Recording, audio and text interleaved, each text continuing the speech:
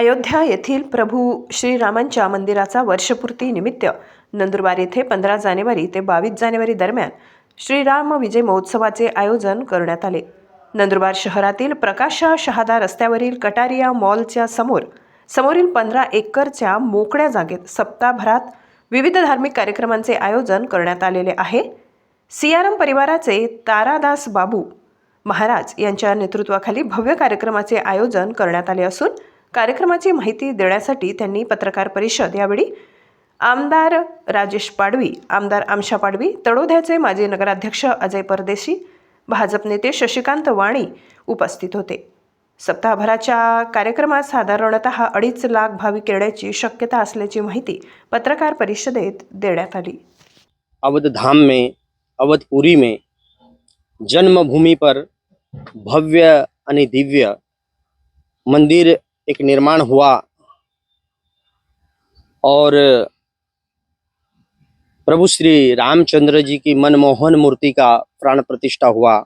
कार्य की शुरुआत 15 जनवरी से 22 जनवरी नंद नगरी में होने जा रहा है और इसी के लिए मेरे सभी पत्रकार मीडिया भाई लोगों को निमंत्रण किया गया है। राम कथा भी है, यज्ञ भी है, संध्या भजन जो हमारे मान्यवर कलाकार वो भी है और रोज के प्रतिदिन भंडारा भी चलेगा, साधु संत भी दर्शन होगा, ब्राह्मण भी आएंगे, सभी भक्तवान मान्यगण आएंगे। तो 15 तारीख शोभा यात्रा रहेगी नंद नगरी में सभी भक्तों के साथ।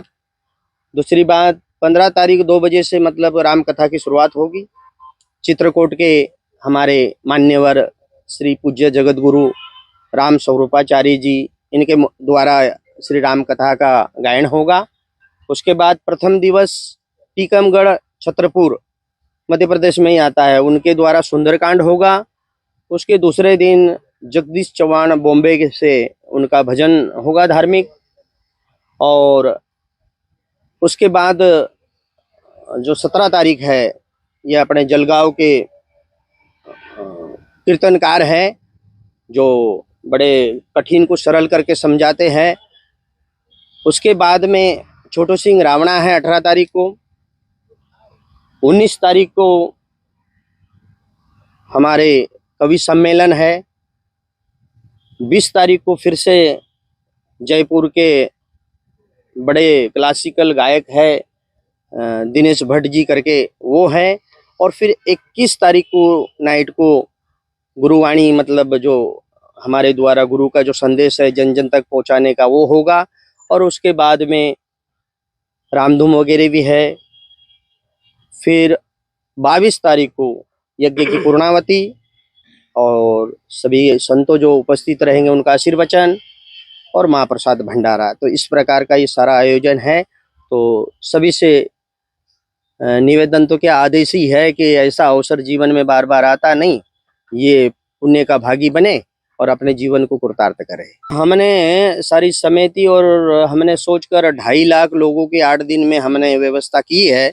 इसके उपरांत यदि 3 लाख भी आते हैं तो उनकी सेवा करेंगे और ज्यादा भी होता है तो फिर प्रभु की लीला है, प्रभु जाने, प्रभु का काम जाने। अपन कर रहे हैं तो उसमें जो आगे जिस ढंग से प्रेरणा जिसको मिलेंगी तो वो तो हाजिरी लगाना ही लगाना है।